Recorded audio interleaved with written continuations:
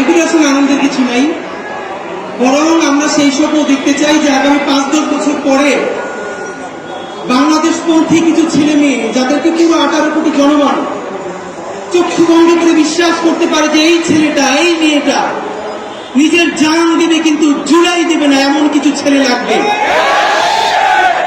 এই জুলাইয়ের মধ্য দিয়ে আমাদের সেরকম শত শত ছেলে মেয়ে তৈরি করতে হবে। আমি দৃঢ়ভাবে প্রত্যাশা করি এবং আমি চাই এইরকম কিছু জানবাজ ছেলে মেয়ে আর বাংলাদেশের মধ্যে তৈরি হবে ইনশাআল্লাহ।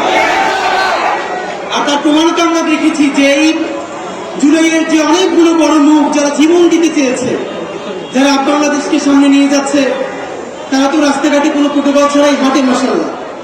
তো আমরা বলে রাখি, আপনারা যেদিন প্রোটোকল নিতে শুরু করবেন আমরা কিন্তু আপনাদের বিরুদ্ধে কথা বলতে শুরু করব। প্রোটোকল চলবে শুধু একটা, বাংলাদেশের জনগণের প্রোটোকল। এই জুলাই আমাদেরকে যা দিয়েছে আপনি ভাবেন, খুব লজ্জা লাগছে। এই বাংলাদেশ থেকে শুরু করে আমরা যারা এখানে আসার পর এই পতাকাটা আমার এক ভাই আমাকে উপহার দিল। এটা একটা শুধু কাপড় না, আসলে আমি আমার জীবনে এটা খুব অনার্ড হয়েছে এই জন্য। এইখানে আমরা যারা কথা বলছি আমরা সবাই এই জুলাই ওভার ব্রেকেট। ভেবে দেখেন, আমার চক্ষু যায় না, আমার হাত যায় না, আমার সারা শরীরে কোনো ক্ষত নাই, আমার পরিবারে একজন শহীদ হয় না এই জুলাই। আমি তো শহীদ হই নাই, এমনকি আমার হাত যায় না, আমি পঙ্গু হই নাই, কিন্তু এই জুলাইয়ের সমস্ত ভালোবাসা মানুষ আমাদেরকে বাঁচতেছে। কিন্তু এই জুলাইয়ের যে অগণিত শহীদ, সেই শহীদের রক্তের ঋণ মেটানোর জন্য এই যে কালেকটিভ ফেলিওর, আমাদের জাতিগত ব্যর্থতা, জুলাইয়ের সব ভালো ভালো জিনিস নিব, এই দায় আমরা নিব না? আমাদের মুশকিল হয়ে গেছে এমন, এই জুলাইয়ের যা যা ভালো কিছু সেইটা ফটোগ্রাফ করে ভাই বেদারদেরকে বলবো পোস্ট করো, আর এই জুলাইয়ের যা কিছু দায় এইটাই আমি জানি না। আমরা বলছি এই জুলাইয়ের যা কিছু ভালো তার কোনো মাস্টার মাইন্ড নাই, একমাত্র মাস্টার মাইন্ড আমস্বরূপের মহান আল্লাহ। জনগণ এই জুলাইয়ের যত দায়, সেই সমস্ত দায় আমি আমার ভাইয়েরা সহ বাংলাদেশের 18 কোটি মানুষের। আমরা বলেছি, আপনাদেরকে ফাঁকি বলি, গত 3-4 দিন ধরে আমাকে প্রবাসে আমার এলাকার, আমার উপজেলা জেলার যে সমস্ত বন্ধুরা যারা বিদেশে থাকেন অনেকে ফোন করে বলছেন যে আওয়ামী লীগের বিভিন্ন লোকজন আমার উপজেলার আমাদের পরিচিত বিভিন্ন ভাই বোনদেরকে ফোন করে আমার ডিটেলস জানতে চায়, আমার এক্সাক্ট বাড়ি, আমি ঢাকায় কোথায় কোথায় থাকি। তো আমার স্বাভাবিকভাবে মা ফোন করে কান্নাকাটি করছেন, তাদেরকে ফোন করে অনেকে জানাচ্ছেন। আওয়ামী লীগের গুন্ডা গণহত্যাকারীরা স্পষ্ট জেনে রাখো, কোন প্রাণ মার্সিডিজ বেঞ্জ নিয়ে সারা ঢাকায় আমি ঘুরতে বেড়াই না, কখনো বাইকে, কখনো রিক্সায়, কখনো ঘন্টার পরে ঘন্টা একজন লোক ছাড়া আমি শরীফ ওসমান হাদি সারা ঢাকা ঘুরে বেড়াই। কোন গুলির ভয়ে আমার উপজেলার আওয়ামী লীগের চেয়ারম্যান 10 দিন ধরে দেখা করতে চায়। গতকালকে বললাম, আপনি যত ফেরেশতা হন, আপনি গণহত্যা না করেন, এই গণহত্যাকারীর সমর্থন যোগাইছেন। আমার করুণান্বিতার ভাবে আপনার সাথে আমি 1 মিনিট দেখা করতে পারি না। তিনি আমার মেসেজ দিলেন, ভাই সারাদিন বাংলাদেশে এমন থাকতে পাওয়া যায় না, কারো কি কাজে লাগবে, আপনি যদি দেখা না করেন একজনের পাঠান, একটু দেখা করতে চাই। খুব ডরাইছি। আরে হাসিনা আমারে চিনে দেখা, আপনি একজন বুঝে আওয়ামী লীগ কোন মন্ত্রী হওয়ার জন্য, এমপি হওয়ার জন্য, ফ্ল্যাট বাগানের জন্য, বিদেশে বাড়ি কেনার জন্য এই জুলাইয়ের পর থেকে আমরা রাজপথে নামি নাই। রাজপথে নেমেছি সোজা একটা, আমার যে শহীদেরা স্বীকৃতি যারা আছে তারা এখন পর্যন্ত এই রাষ্ট্রের আইনি কাঠামোকে দেশদ্রোহী, তাদেরকে আমরা এই জাতির শ্রেষ্ঠ সন্তানের স্বীকৃতির এই জীবন দেব ইনশাআল্লাহ। আজকে আপনাদেরকে মনে করি যে আরিফিন ভাই গেছেন, সেদিনকে প্রোগ্রামে নাইম ভাই গেছেন। আমরা মাঝে মধ্যে চিন্তা করি আমরা যে রাজপথে মাটি কামড় দিয়ে পড়ে আছি সিগনিফিকেন্স কি। কিছুদিন আগে জাতিসংঘ এই জুলাই সেলিব্রেশন একটা প্রোগ্রাম করেছে, এখানে প্রধান উপদেষ্টা ছিলেন, সকল উপদেষ্টা ছিলেন। প্রধান উপদেষ্টার বক্তব্যের আগে 4 মিনিট নারায়ণগঞ্জের মাহবুব ভাই, যিনি 2 চোখ অন্ধ হয়ে গেছে, মাত্র 4 মিনিটের একটা ডকুমেন্টারি জাতিসংঘ করেছে, সেটা আমাদেরকে দেখিয়েছেন। আমি বলতে পারি ওই প্রোগ্রামে এমন কোন লোক ছিল না করে নাই। আমরা ইনকিলাব মঞ্চের 10 জন আমরা এমন জোরে কান্না করছিলাম, পাশের মানুষ বিব্রত হয়ে যাচ্ছিল। আপনার এখানে এমন কেউ নাই মাহবুব ভাইয়ের 4 মিনিটের ভিডিওটা দেখলে নিজেকে স্থির রাখতে পারবেন?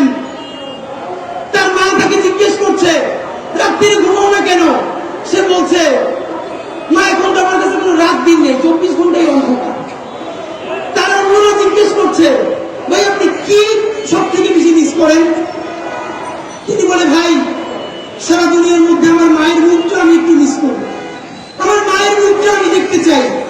ঢাকা বিশ্ববিদ্যালয়ের সেন্ট্রাল মসজিদ থেকে নামাজ পড়ে বেরোচ্ছি সেদিনকে, এখন তো ভাইয়ের একটি ওয়ার্ড ডকুমেন্টেশন করবে। উনি নাম শুনে আমাকে জড়ায় ধরলেন। 24 বছরের এক ভাই হাফেজ কোরআনের, 2 চোখ বন্ধ হয়ে গেছে এই জুড়ে। জড়ায় ধরে বললেন ভাই ডাক্তাররা বলছে আমার আলো কোনদিন ফিরবে না, একটা চোখে কয়েকদিনের জন্য কি একটু আলো ফিরানো যায়? আমার খুব ইচ্ছা করার আগে আমার মায়ের আমি একটু দেখতে চাই। আমার মনে হচ্ছে যে এই আলো যদি এখন আমার চলে যায়, আমি 24 ঘন্টার মতো দেখবো আমার সন্তানের হাসিটা দেখতে চাই। আর যে লোক জীবনে আর মাকে দেখবে না, বাবারে দেখবে না, সন্তান দেখবে না, তাদেরকে বেঞ্চে দিয়া যারা বিদেশে বাড়ি বাড়ি করতে চাও, হাসিনার থেকেও ভয়াবহ পরিণতি হবে। বন্ধুরা আমার, বাংলাদেশ কাজকে এখানে কেন দাঁড়াতে হবে? এখন পর্যন্ত বিদ্যমান আইনি কাঠামোতে আমাদের শহীদ ভাইরা রাষ্ট্রদ্রোহী।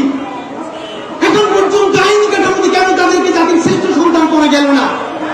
আমরা সবাই জান দেওয়ার জন্য রাস্তায় নামছি, তখন জাতীয় ঐক্য কমিশন রাত 12টা পর্যন্ত মিটিং করে।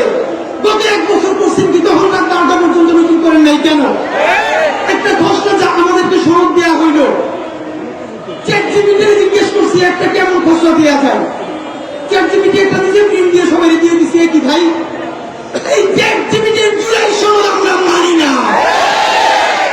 আপনারা জানেন, আমাদের অনেকে জানতে চাচ্ছেন আগামী 3 তারিখ যে কফিন মার্চের ঘোষণা করেছি আমরা, তা হবে কিনা? বাংলাদেশ আজকে প্রোগ্রাম করার জন্য আমাদের আরেকটু সুবিধা হলো, সারা বাংলাদেশের সমস্ত শহীদ পরিবার, সমস্ত আহত এবং জুলাই যোদ্ধাদেরকে জানিয়ে দিতে চাই আজকে রাত পর্যন্ত এই ইন্টারিমের সময়। আপনারা আজকে রাতের মধ্যে ব্রিফ করবেন ঠিক কতক্ষণের মধ্যে কয় তারিখ জুলাইয়ের ঘোষণাপত্র সাংবিধানিক স্বীকৃতি সহ জারি করবেন। তারপরে বলবেন আগামী কয় তারিখের মধ্যে জুলাই সনদ সকল রাজনৈতিক দল স্বাক্ষর করবে। যদি এই চিন্তা করে থাকেন কবে দিব জানি, 3 তারিখ একটা প্রোগ্রাম হবে একটা দলের, তারা ঘোষণাপত্র পাঠ করে দিবে, এরপর একটু কাটছাপ করে সংবিধানে যুক্ত করে দিব। এইসব রাজনীতি করতে দেওয়া হবে না। এই জুলাইয়ের মালিকানা কোন রাজনৈতিক দলের কাছে আমরা বেঁচে দেই না। এই জুলাইয়ের মালিকানা একমাত্র প্রত্যেকটা শহীদ পরিবারের, আহত অন্ধ বন্ধু ভাই বোনের। এই জুলাইয়ের কোন একক মাস্টার মাইন্ড থাকা চলবে না।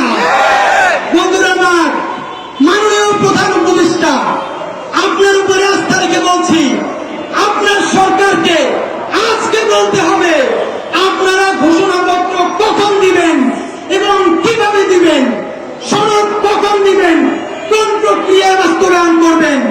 যদি রাত 12টার মধ্যে কোন ক্লারিফিকেশন না দেন, আজকে 1 তারিখ, আগামী 3 তারিখ এই জাদুঘরের সামনে থেকে দুপুর 12টায় আমরা প্রত্যেক উপদেষ্টার জন্য একটা করে কফিন নিয়ে জুলাইয়ের শহীদ পরিবার যোদ্ধারা সচিবালয়ে যতক্ষণ না পর্যন্ত রাষ্ট্রীয় স্বীকৃতি দিয়ে ঘোষণাপত্র দেওয়া হবে, জুলাই সনদ দেওয়া হবে, ততক্ষণ পর্যন্ত সচিবালয় অবরুদ্ধ থাকবে। সুতরাং সিদ্ধান্ত আপনার, এই জুলাইয়ের ঘোষণাপত্রের মালিকানা বাংলাদেশকে দিবেন নাকি কোন ক্রেডিট বাসদেরকে কাছে দিবেন, সেই দায় কিন্তু আপনাকে নিতে হবে। সুতরাং আজ রাত 12টা পর্যন্ত অপেক্ষা করব।